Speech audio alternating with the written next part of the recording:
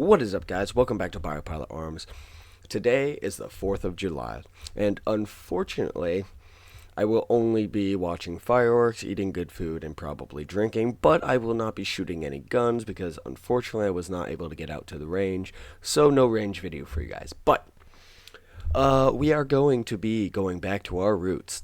We're going back to the American Revolution, and we're going to be talking about a hero of the American Revolution, Peter Francisco, or the Virginia Giant.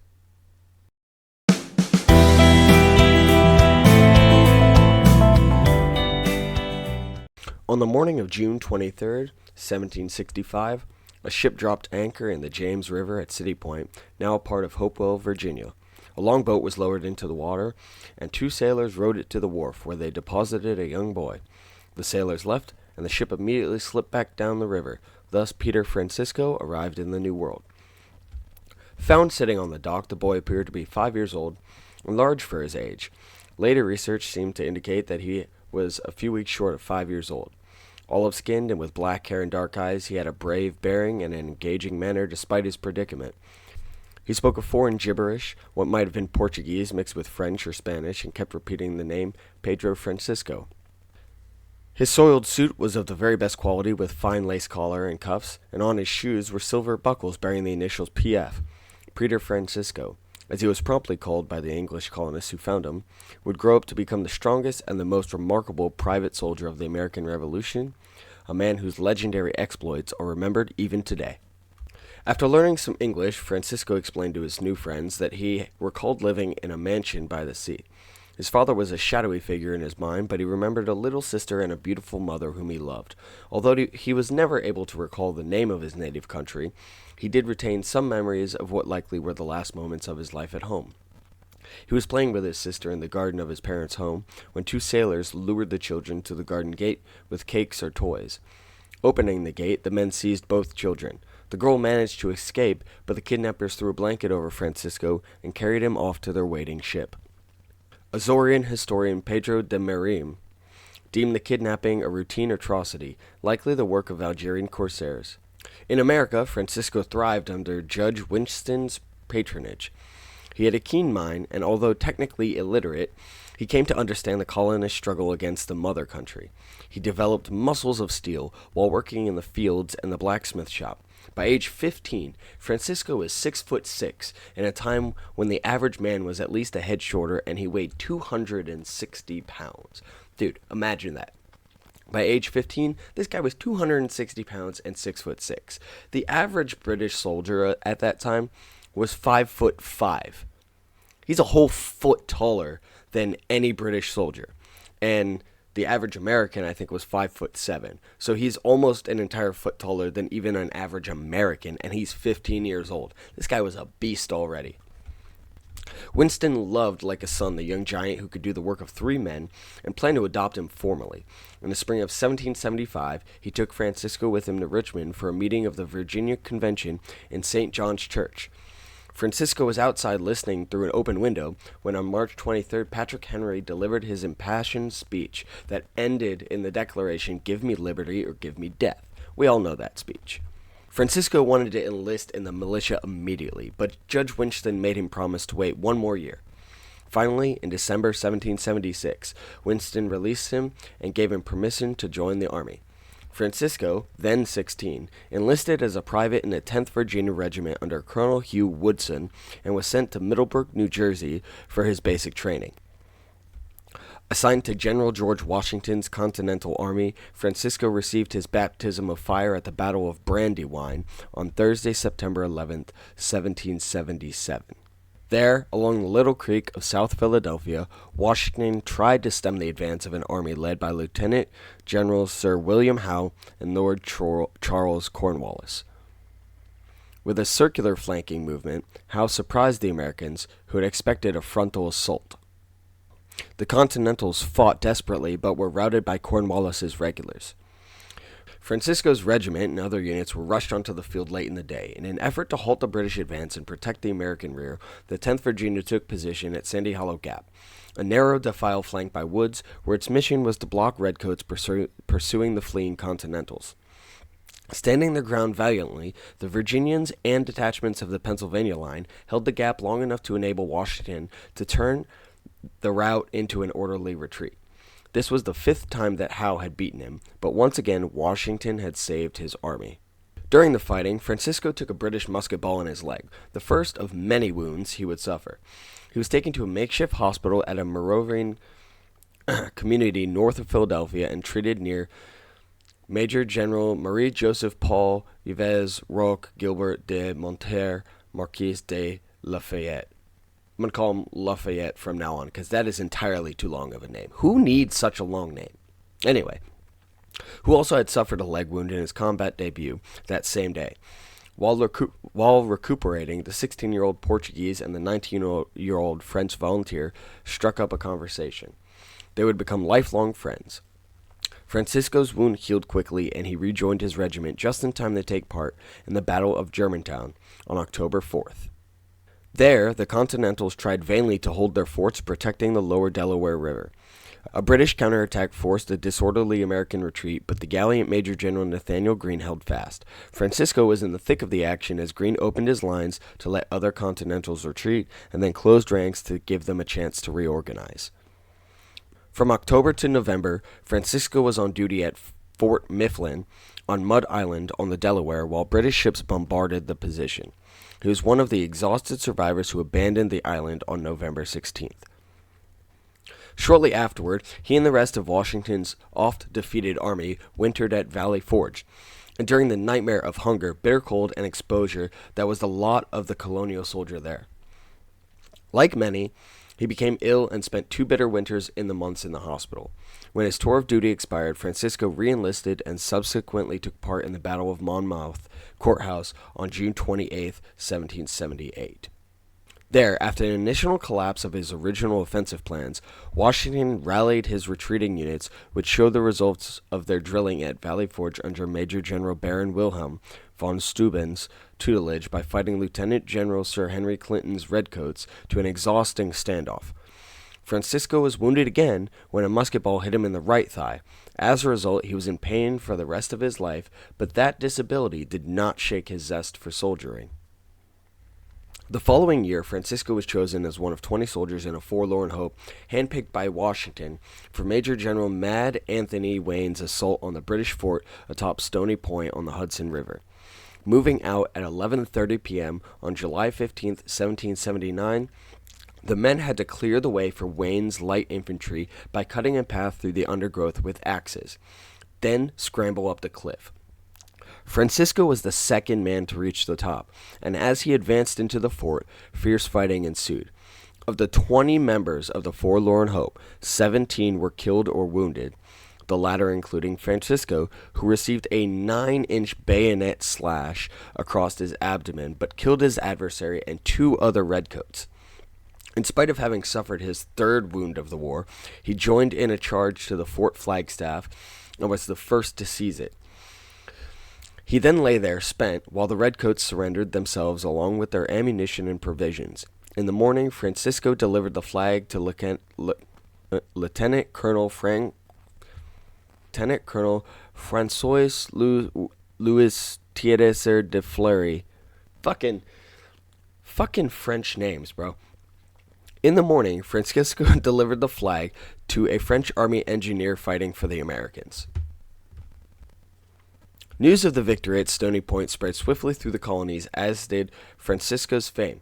Captain William Evans, who had served with him at Brandywine, Germantown, and Monmouth, reported that the young patriot distinguished himself by numerous acts of bravery and intrepidity at Stony Point, and added that his name was reiterated throughout the whole army. Francisco recuperated, served out his 2nd army hitch, and returned to Virginia. He soon enlisted a 3rd time, however, and joined a Virginia militia regiment commanded by Colonel William Mayo. At that point, the British had changed their strategy and launched a massive invasion of the South. Francisco's regiment marched southward with a hastily assembled force led by Major General Horatio Gates to a confrontation with Lord Cornwallis's army at Camden, South Carolina on the moonless sultry night of Tuesday, August 15, 1780. Cornwallis struck first, and he never had such an easy task during the war. At dawn on the 16th, the Redcoats fired a volley and charged with bayonets. Thousands of Virginia and North Carolina militiamen, many of whom had never seen action before, tossed away their muskets and fled. Along them was the incompetent General Gates, who galloped off on the fastest horse he could find. What a bitch. The indomitable Francisco tried vainly to rally the running, screaming men around him, but he too was forced to retreat through the pine woods. Catching sight of a British grenadier raising his musket to bayonet Colonel Mayo, Peter wheeled around and shot the redcoat. Then, one of British Lieutenant Colonel Banastre Tarleton's cavalry troopers spotted the two fugitives and charged. Colonel Mayo continued on, but Francisco stood his ground.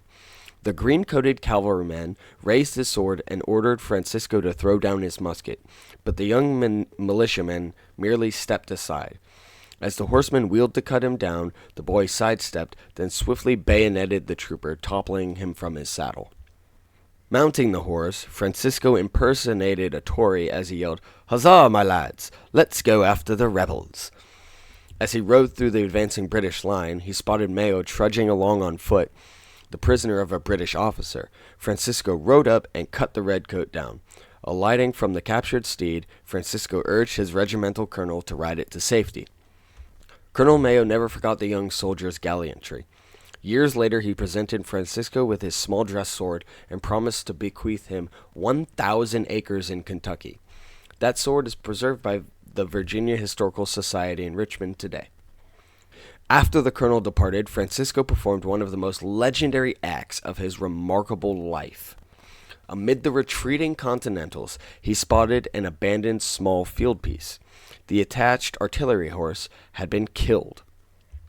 Unwilling to have the British capture it, Francisco reportedly ran to it, loosened the gun carriage, lifted the 1,100-pound cannon onto his back, and staggered with it toward the group of Continentals.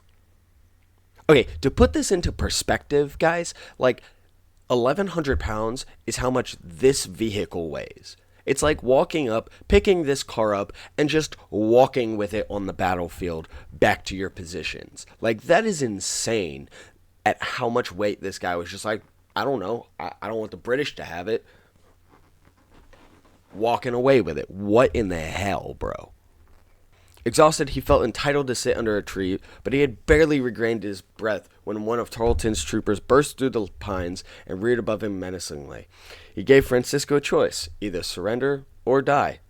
So Francisco basically tells this guy, hey, my musket's unloaded. And as the soldier reaches for it, the big guy just twirls around and thrusts his bayonet right into the British.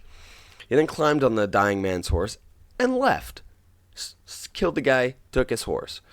Of course, more of Tarleton's cavalrymen came upon him, but again, he rose up in the seat and pretended to be a British guy again, saying, "Huzzah, my brave boys, we've conquered the rebels." And once again, the ruse allowed him to ride off through the enemy troops. After what happened at Camden, Francisco goes back to Virginia, where he learns that Captain Thomas Watkins was recruiting for a cavalry troop. It was to be assigned to William Washington's Light Dragoons. Francisco found a good horse and hurried to re-enlist. At this point, the Herculean young veteran began complaining that the sword he'd been using was more like a toothpick than an actual weapon. General Washington heard this and was like, you know what? Let's get him a broadsword. Get him a 6-foot-long sword with a 5-foot blade, and it was delivered to him 2 days before the most sensational day of his fighting career and one of the bloodiest battles of the Revolution. Early on the bright, crisp afternoon of Tuesday, March 15th, Cornwallis's columns marched through wooded defiles to meet General Greene's at Guilford Courthouse in North Carolina. As the British infantry moved up the wooded slope around the courthouse and through a clearing, the 1st and 2nd American lines opened fire, driving them back in disorder. The Redcoats reformed, hurled themselves back up the slope, breached the heart of Greene's front line, and shouted triumphantly as they swept forward. Just then, an American bugler sounded the charge, and Colonel Washington's cavalrymen thundered down the slope. With fearless Peter Francisco in the lead, they crashed into the British ranks and rode roughshod over them. Swinging his great sword, Francisco personally felled 11 redcoats. One of the British guys managed to pin Peter's leg to his horse with a bayonet. Quote, forbearing to strike, he assisted the assailant to draw forth his bayonet when, with terrible force, he brought down his broadsword and cleft the poor fellow's head to his shoulders. So basically, this British guy runs up, stabs Peter in the leg with his bayonet. He's now pinned to his horse, and he just looks at this guy like, that was a bad choice, swings his broadsword, and just completely just opens his head like a freaking watermelon with this thing. Like, just like butter, straight down, and the guy just, wow. Francisco's fourth injury of the war did not deter him from soldiering on. He had charged at one of the British defensive squares. His son, Dr. B. M. Francisco, wrote decades later, when an upward thrust bayonet impaled his right thigh the whole length of the bayonet, entering above the knee and coming out at the socket of his hip.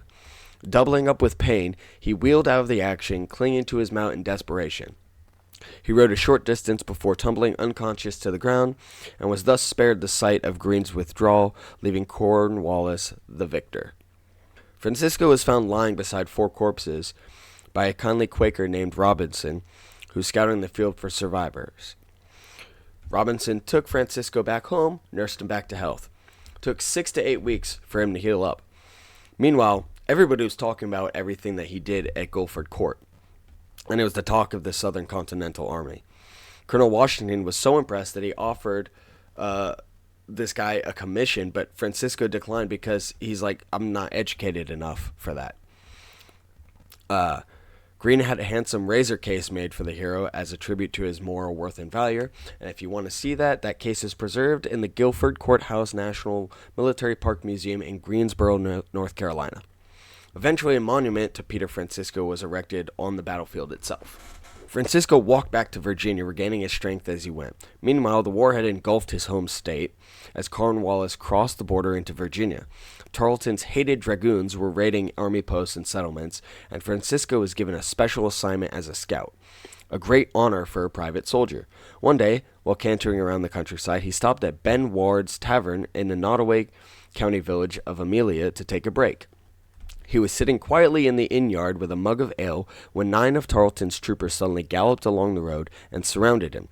Francisco stood up quietly, knowing that it was futile to resist. 8 of the dragoons went into the tavern. The remaining guy stands outside, who was also a paymaster, approached Francisco with his saber out.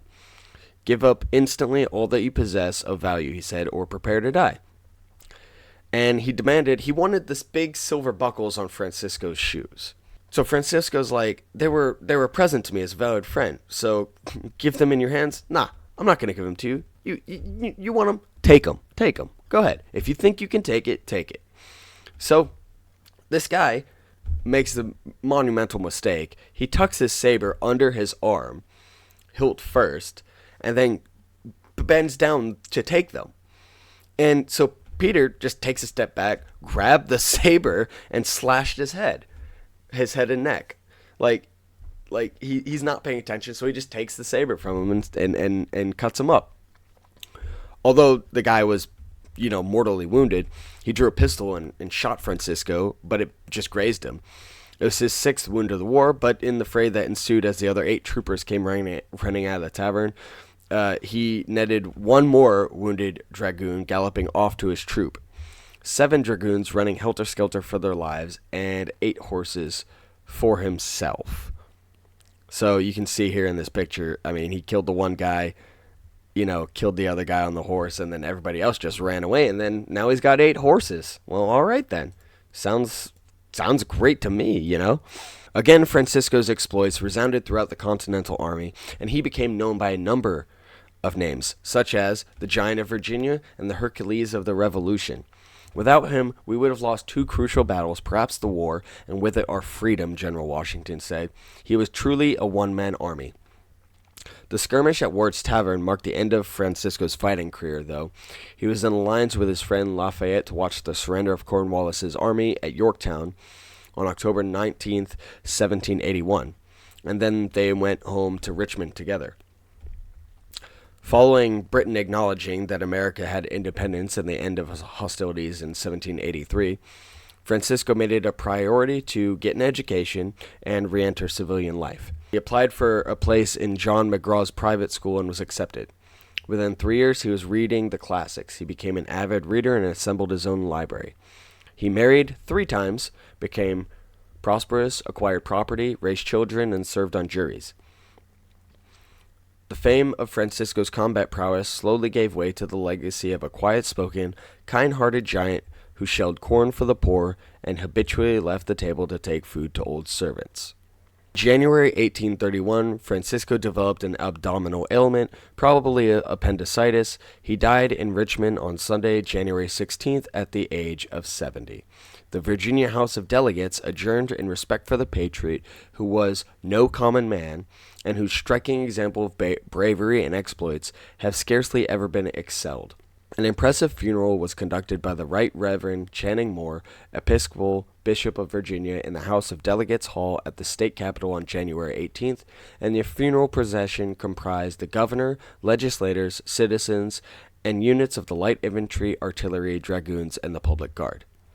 Peter Francisco was buried with military honors in Richmond's Shockoe Cemetery, where his tombstone describes him simply as a soldier of revolutionary fame. Years later, the Liberty Tree representing Virginia at Golden Gate State Park in San Francisco, California, was nourished by soil taken from Francisco's grave. At City Point on the James River, a historical marker was also erected on the spot where a robust little boy, about 5 years old, wearing shoes with silver buckles and the initials PF, was first found on June 23, 1765. And that, my friends, is the story of Peter Francisco, the Virginia Giant. One of the most incredible stories that I wasn't ever actually taught in school, and I'm so glad that I stumbled upon it and was able to make this video for you guys.